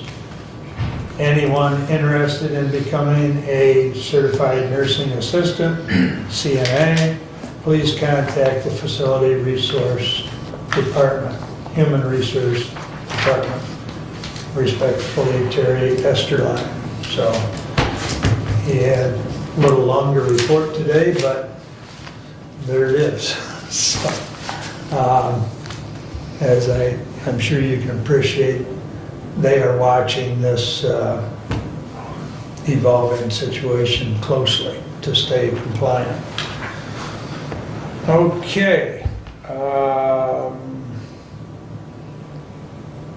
I got notification a week or so ago that actually it's about a couple weeks ago, the one lawsuit that we were engaged as far as a building inspection situation here along with the city,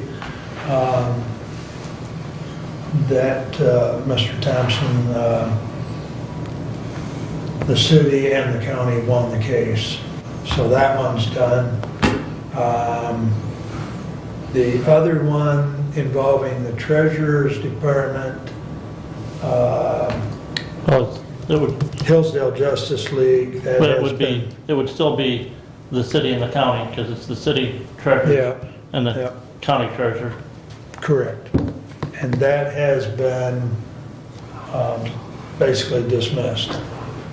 So that one's done. The only thing we're waiting on from Mr. Thompson is the final filing of disposition. So So that's the update on that.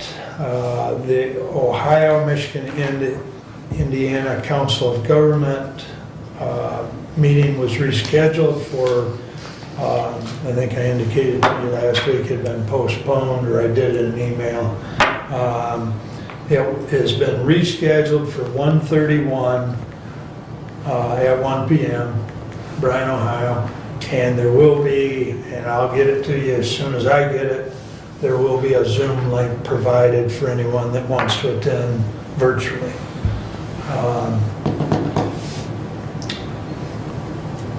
Quarantine guidelines, we talked about that resolution or that policy that we had in place that expired 12/31.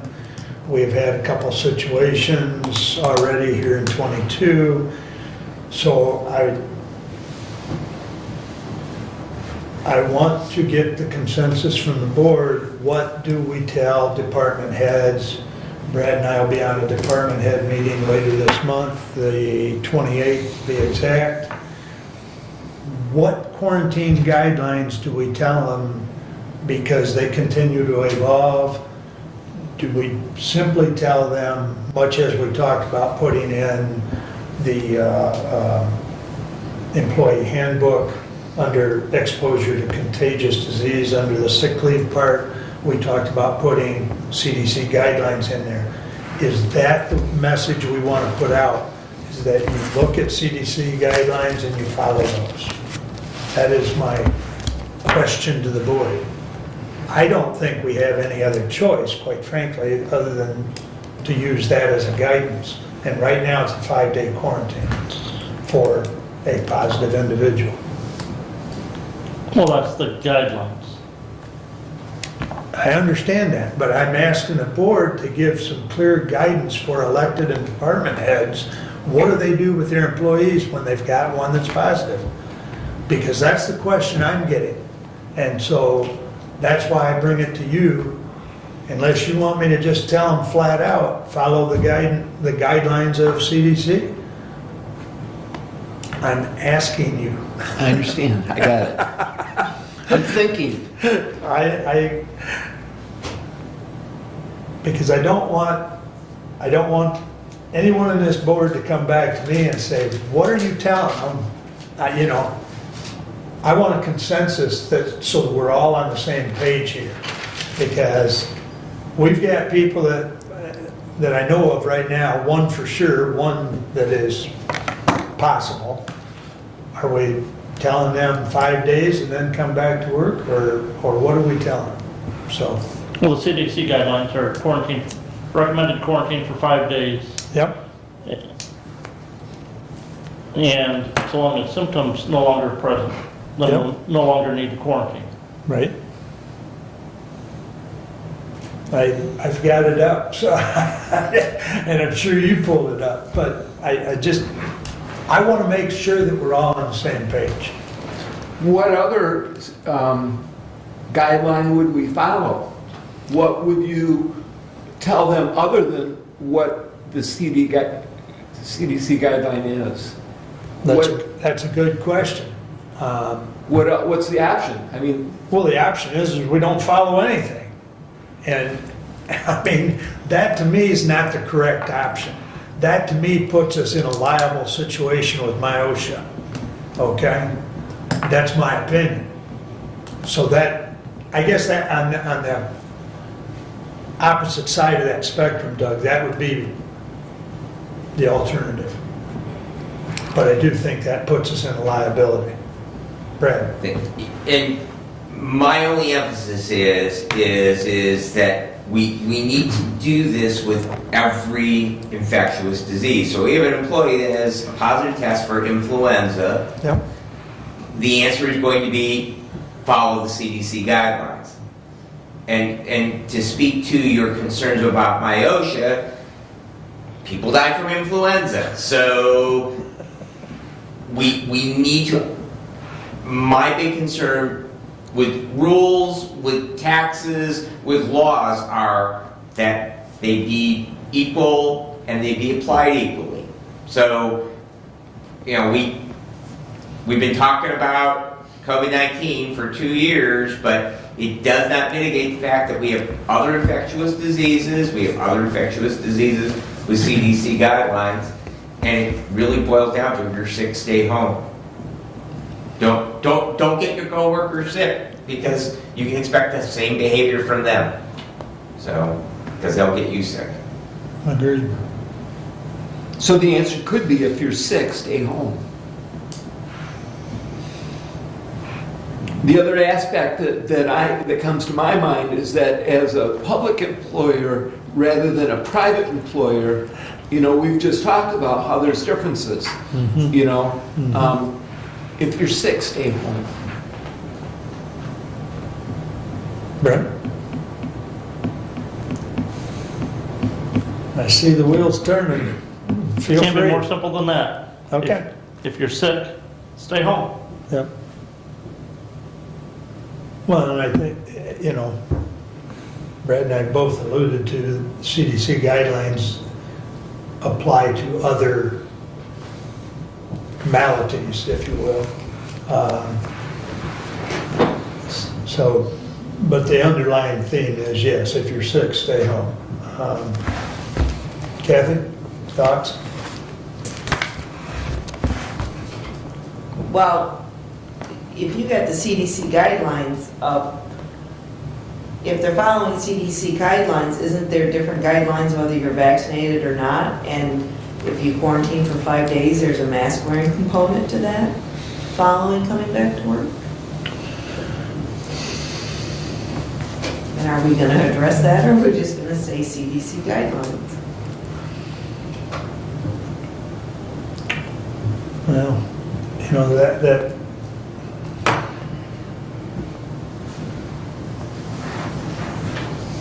there is that component, but there's also the component of how do we know who is vaccinated and who isn't?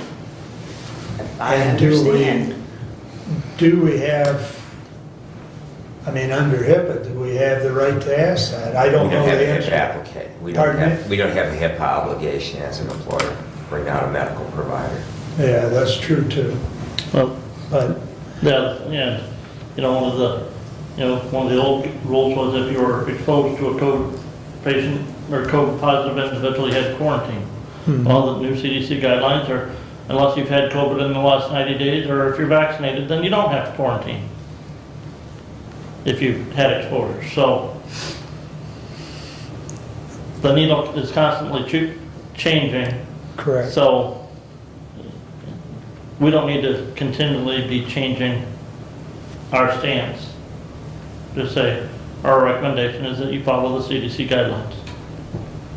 And my recommendation is, if you're sick, stay home. And that would be, you know, as been stated a couple of times, and that would be, if I got the phone call, that's what I would tell them, and that's what I would encourage you to answer. Even over, what does the CDC say? Right, right. It's simple.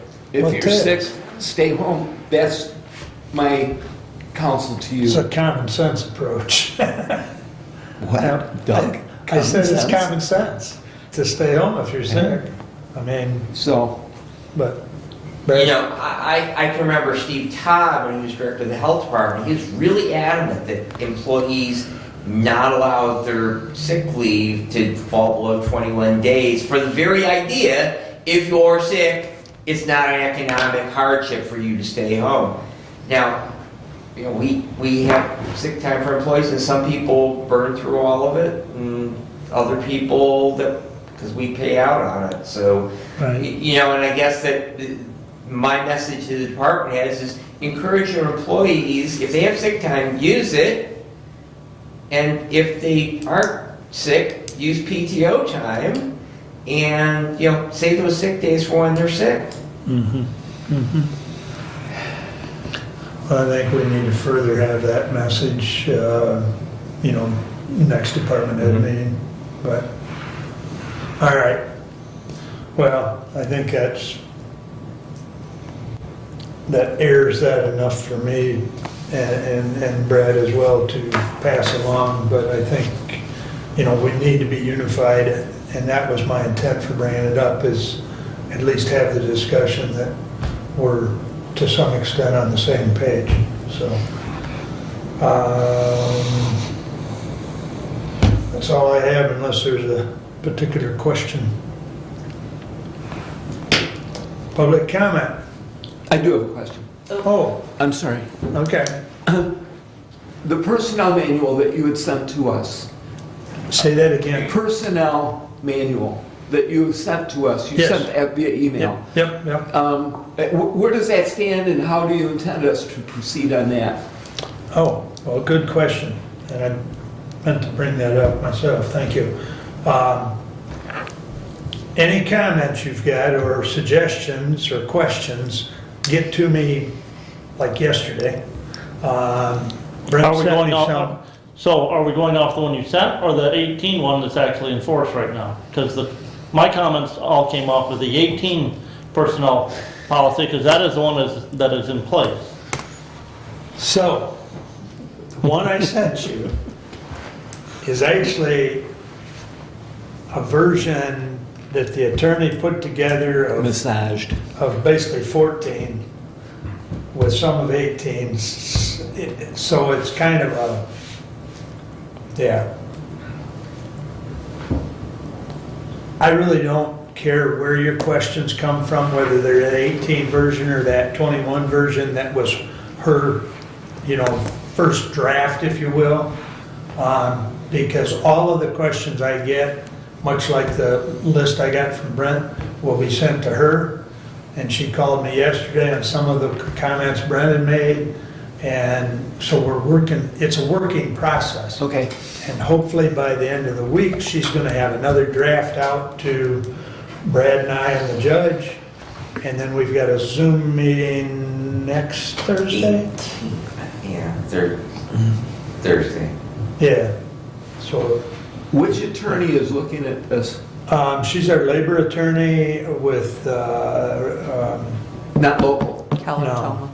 yes, thank you, Jody. Keller Toma. Keller Toma is the law firm that has been our labor firm or labor attorney firm for probably at least 20 years Okay.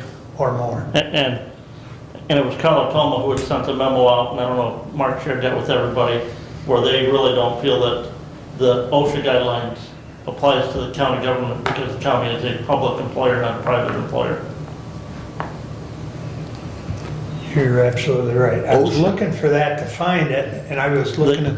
The OSHA guideline regarding the 100 or more employees vaccination issue, so. Yeah, I showed that Yeah. to you. I can't remember. I think I did send it to everyone, but I'll find it again, or if you've got it bookmarked, send that to everybody if you would, please. I can look at that in a minute. I got something up here for Mr. Benzing in Okay. a minute, so. That's fine. Yeah, I was searching Cole Stoker and I couldn't find it. That's why it was through Keller Toma. Thank you. But yes, if you've got something, Doug, send it to me ASAP and I'll get it to her because she has set aside quite a bit of time this week to work on that. Thank you. So, because the intention is to have something in front of Brad and I and the judge that hopefully we can put a stamp on or a fairly solid review next Thursday and then get in front of this board shortly thereafter. And my intent is to have something in front of it on the first meeting in February for approval. But keep in mind, it's a working document, and even what we approve on the first meeting in February, if we need to open it back up in 6 months, we can do that, which I fully would hope we do. But the problem we've got is we've got a 14 version running around, we've got a 16 version, an 18 version. We need to get this all combined into one and get the other ones kind of shoved into the file cabinet. Brad? While on that point, since we have Tom here, Tom, it's my understanding that Central Dispatch has their own personnel policy. Correct. There was some Yes. discussion about that because since 911 employees are county employees, Could you email a copy of that to either Commissioner Wiley or myself so that we can get that They have. to our attorney? Yeah. Your policy, because that's passed by your board, stand alone, but we would at least like to have that document so we have that information. And if there's anything from that that we might want to consider incorporating into our overall county personnel policy, because again, the idea is that we have, Sheriff's Department has some unique things as well. So because of that, there are exceptions written into our existing policy. So if nothing else, we want to refer to your policy book because there may be some things that pertain only to your employees that don't apply, just much as we have things that will apply only to the court employees or only to the county employees and not to the court employees. So if we had that, it would be helpful in making sure we are able to enumerate that effectively. I will dig through files Okay, and try and find that. okay. I'm still learning Doug's filing system, so I will get on that. Okay, thank you, appreciate that. Yeah, if you could send that to Brad and I, we can probably muddle through it or send it to Gary. One of Because I the- think that is important Yeah. that, I don't think it's a problem that they have their own, but we need to make sure there's some correlation. So, and we also need to make sure, because as they are county employees, there are county policies that will affect them, that we also have those employees sign their personnel policy as well. right, right. Okay. All right, any more questions or comments? Now we'll go to public comment. You got anything for us today, Tom? I do. And Okay. thanks for letting me talk here for just a second. Yep. Just kind of listening to everything that you guys are talking about, so I'm trying to gather what you guys want from me. And That's where the camera's pointed. but I just want to touch base a little bit on a couple things. Emergency management, I'm trying to get everything around with that. Captain Sweeney from MSP Emergency Management Division and Lieutenant Yonkers have both reached out to me yesterday actually, and I got emails that are like this long. So it is a lot. I think one of the emails he sent me had at least 12 different things in it that I need to accomplish, so I asked for patience with that. Also on the emergency management side with our weather conditions, I just want to remind everybody to check on their neighbors, make sure that our senior citizens are being taken care of as well. And going back now, I guess, to the 911 side, with the 800 megahertz system, I know there's been a lot of discussion as far as the ARPA funds related to that. I don't know specifically what Doug had proposed to the budget committee as far as possible uses of those funds towards that project. So if there's anything that you guys could share with me that I don't know about, reference that, if anything, or if it's even been requested, that's where I would say that in our discussion with ARPA, originally based on the preliminary ruling, question was whether ARPA money could even be used for 800 megahertz. Correct. Through consultation with Guidehouse, or one of, not Guidehouse, one of the Zoom meetings I attended on ARPA funds, I put forth that question, and the presenter there said that he thought there was a path of an explanation that you could use ARPA funds. I would say with the final rule, with the way it's written, the county has huge discretion on whatever they want to do with ARPA funds.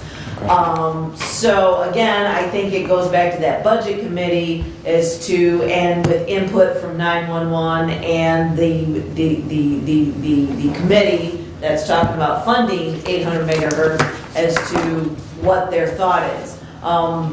Potentially you could spend $8.6 million on 800 megahertz radio system, but it would not pay for the whole system, and it would leave the county exposed in other things that need to happen with regard to capital improvements, because in building the budget, we built no money essentially in for capital improvements because we expected to use ARPA money. So I think that that is a conversation. I don't know what the answer is, but what I would say for 911 is I think a conversation really needs to be had with all the townships, cities, villages, about if you want county to commit ARPA money to the 800 megahertz radio system, I think it needs to be a countywide buy-in, and they need to commit money as well. Now, whether it's ARPA money or other money that they have, because they've already decided they want to commit their ARPA money in a different direction.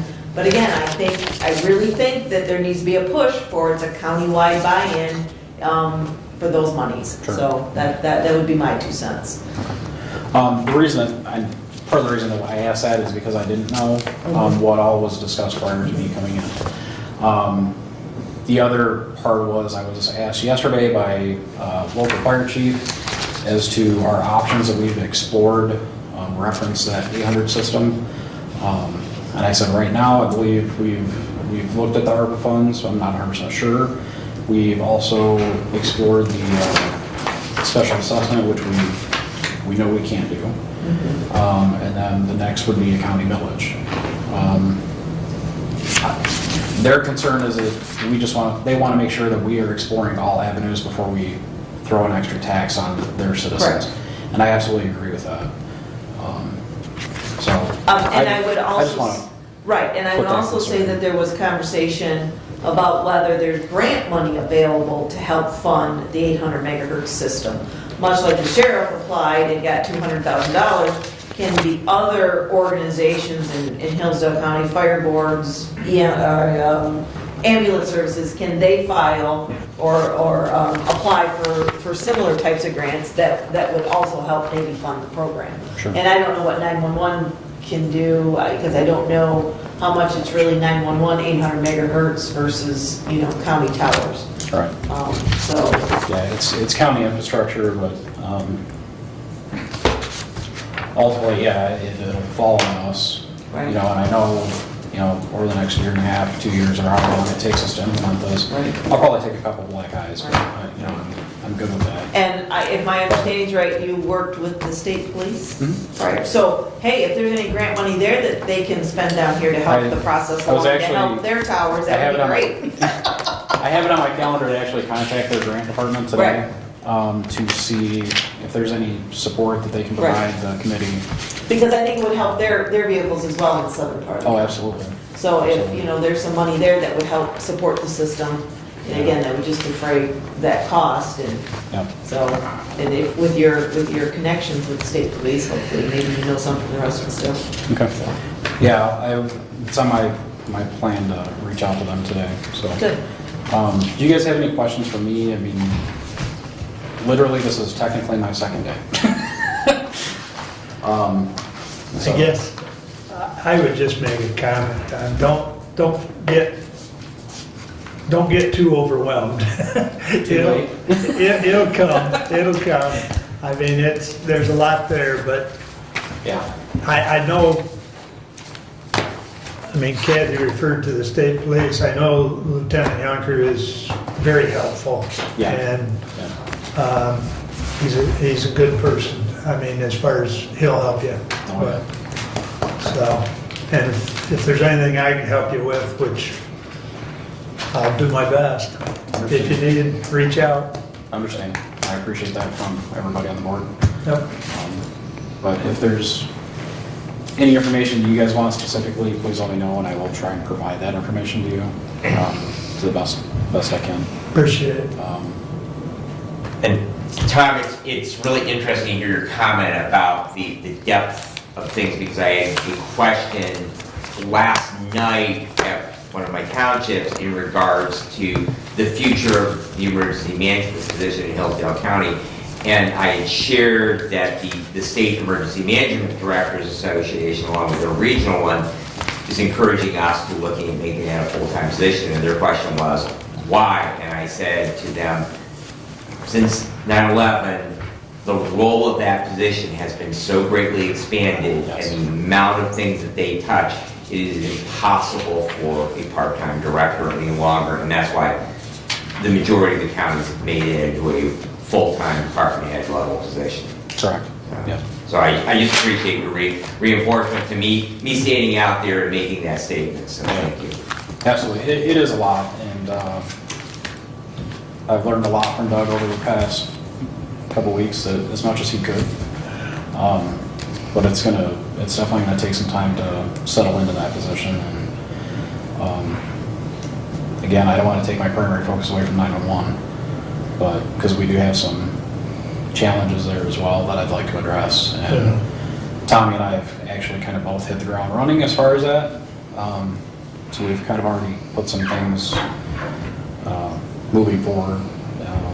And after my ETSB board, I'd be more than happy to share that. I just don't want to tell you and then tell them. It needs to go the other way. So, but again, if I can let you guys know anything, I definitely will, as much as I can. We've got your number. I know. Dave even made me business cards. It was kind of cool. All right, well, Thank you. appreciate it. Thank you. Yeah, thanks for coming. Yep. So, all right. Additional business, Brent?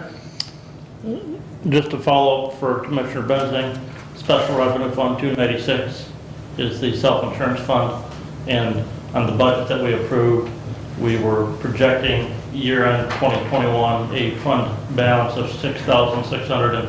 $6,677 in that fund, and we budgeted $100,000 going into it for 2022, so not a whole lot Green of, light. not a whole lot of breathing room in that fund. Thank you for that. Thank you. Doug, No. additional business? Kathy? No. Brad? I did get a text from the sheriff that they are governed by Michigan Department of Corrections quarantine rule, which is 10 days. So I did want to share that with all of you and with the public that it is 10 days. And I was wondering, just follow up to Commissioner Schmidt's comments about getting with our department heads. If we possibly had a list that the budget committee had compiled of all the capital equipment requests for the 2022 year, because Commissioner Ingles can get with facilities and he can get with parks because that's his department, but the rest of us aren't going to know that information from their department. Likewise, I can get with the sheriff, or I can get with the courts in regards to the youth home or anything else.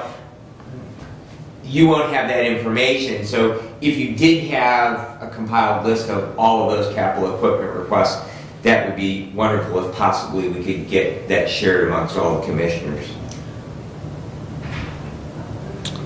I would say that, We have, Derek's got that. well, again, Yeah, I mean, Derek probably has that But, compiled. I mean, let us get together as a committee and prioritize that and then share that out. which is what I was gonna say. But it won't be this week. But it won't be this week. We'll look for it next week from the budget committee, but that is a good point, because I know in the past we have had that list as a board. Well, again, the reason we didn't get one this year is because it's all been part of what, all of our budget expended, all of our capital improvement expenditures were gonna be taken care of by the ARPA funds. Yep. So that's why there was no specific list of capital improvements attached with this budget that we just passed. So that extended discussion will also happen when you and I decide to have ARPA on the agenda. Correct. That's kind of an That all makes sense. all-encompassing, Yep. yes. But if we can know a little bit ahead of time, it's very helpful. So the Again- left hand and right hand should. Correct. As Brent reiterated, after the budget committee meets again, because again, ARPA rules have changed, we want to, I mean, this was on the agenda for January anyway, to meet and kind of get a more solidified list of uses for the ARPA money. With the changes that has happened, the budget committee wants to meet first and get a cleaner, solidified list out. When that happens, commissioners will receive that prior to the actual meeting that we discuss it. Okay. We'll hold you to it. Because Appreciate again, it's all about transparency. Okay, And this board is going to decide how that money's spent, okay. not any one person or two people, so. Appreciate that. Anything else, Brad? That's all I have, thank you. The only thing I have is just I guess it's a public announcement. Two things, the location has changed.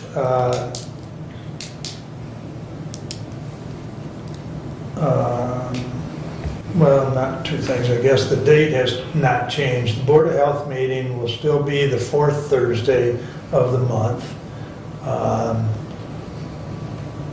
So it'll be on the 27th, but it will be held in the Commissioners' Room at the Branch County Commissioner or Branch County building there in the Commissioners' Chambers. So they have, number one, they don't have a masking requirement for their building. Number two, there is adequate seating as well as, adequate for the Board of Health. So However, they do have screening. they do have screening.